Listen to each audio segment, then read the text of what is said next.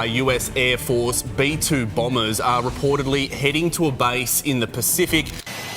Several B-2 stealth bombers flew over 13,000 kilometers from the base in Missouri in the United States. That option. What we do know is that those B-2 bombers are the only US military aircraft that are capable of carrying those so-called bunker-busting bombs and penetrate enemy airspace undetected and drop its payload all in a matter of hours. 30 hours, one cockpit, no restaurants, no breaks, no crew serving meals.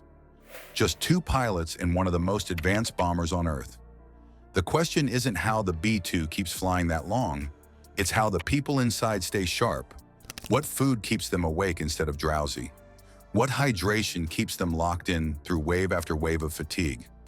In this video, we'll reveal the engineered survival plan that fuels a mission that lasts longer than most people's work week.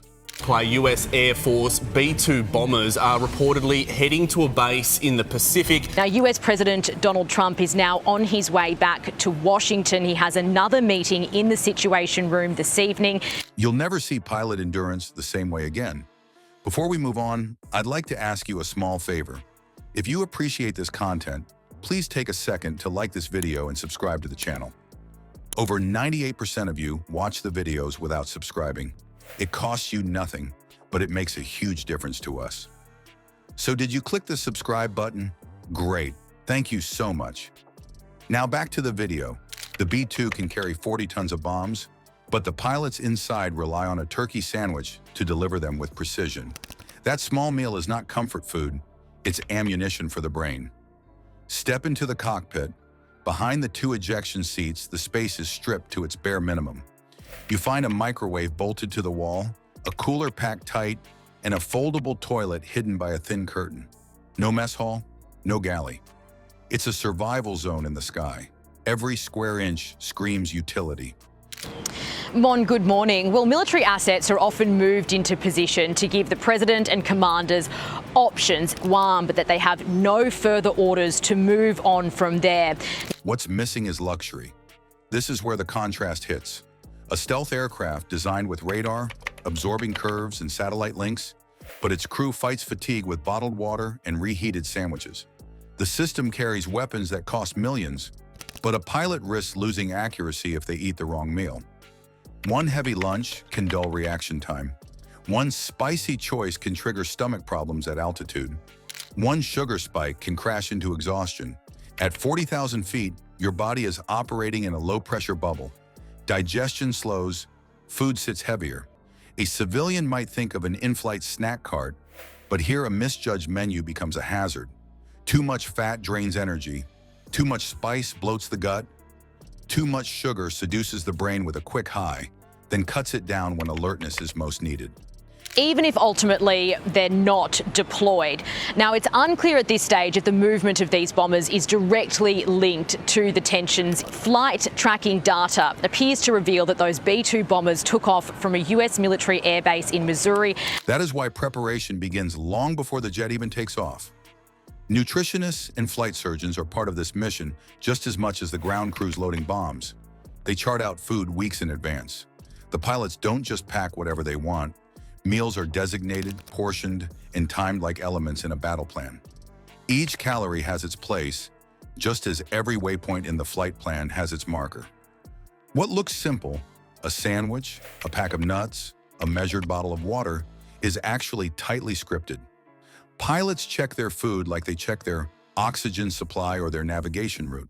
Being refueled in the air before dropping the GBU-57, known as the Massive Ordnance Penetrator or MOP, on target. All but invisible to radar, the plane is designed to fly anywhere in the world.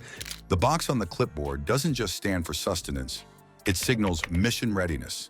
Skip that check and you leave a blind spot in the system. And it's not about one meal stretching across an entire night. It's about pacing, controlled bursts of fuel for the mind, rather than a single heavy push. Small meals, spaced out, replace the crash and burn cycle of overeating. A pilot might snack every few hours, never letting blood sugar swing too high or too low. That constant flow maintains focus when radar screens blur and fatigue stalks the cockpit. Hydration is handled with the same discipline. Drink too fast and dehydration comes later. Drink too little and reaction time slips. So every sip is timed and measured as though it were part of the mission itself. Even caffeine, seen by most people as a casual boost, is weaponized here. Coffee or energy drinks are never random. They're deployed in specific windows tied to phases of the flight where vigilance peaks. Early use risks a crash later. Late use risks jittering hands when calm control is needed. Think about that detail. And those planes are heading west. One US news outlet is reporting that the planes are heading to the Pacific island of that option. What we do know is that those B-2 bombers are the only US military aircraft that are capable of carrying those so-called bunker-busting bombs. And Caffeine is treated like releasing flares, precise, allocated, and calculated. This isn't routine snacking. It's combat nutrition. Each swallow, each bite is an act of tactical planning. This is the hidden discipline of flying the stealth bomber. The jet remains invisible to enemy radar, but the crew must stay visible to themselves. Clear-headed, aware, ready to react. The cockpit is not only a command post, but also a testing ground for human endurance. Steel and circuits rely on flesh and blood, and that flesh is kept steady one measured portion at a time. Every viewer needs to understand this point. The B-2's lethal striking power is nothing if the pilots are dulled, bloated, or distracted. The heaviest conventional weapon in the US arsenal, it weighs in at 13,600 kilos. Most of the weapon is hardened casing, the mop punching to the required depth before detonating its 2,400 kilo warhead. So nutrition becomes more than survival. It becomes strategy. A sandwich is no longer food. It's part of the weapon system. Water is no longer refreshment. It's as essential as jet fuel. This is the story of how every bite is tactical. The crew is not just fed, they are armed with nutrition designed to keep them locked in, scanning, and able to execute.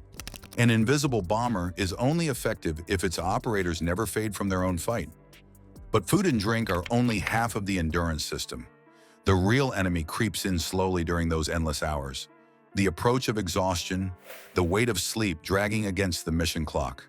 The B-2 can cross oceans, it can strike with precision in hostile skies, but it cannot outrun the limits of its crew. And is designed to destroy underground hardened bunkers and facilities, with the idea that the facility is destroyed. Only the B-2 stealth bomber can carry them, and even then it can only carry two, piercing up to 60 meters of concrete and rock before exploding. Human biology still sets the ceiling. Hunger, fatigue, dehydration. These are enemies just as real as radar or missile batteries. Victory comes when machine precision meets human discipline.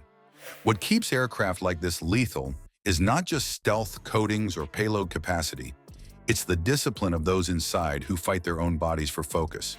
That is the real balance of power. Subscribe and join a community that seeks to understand the realities of modern conflict.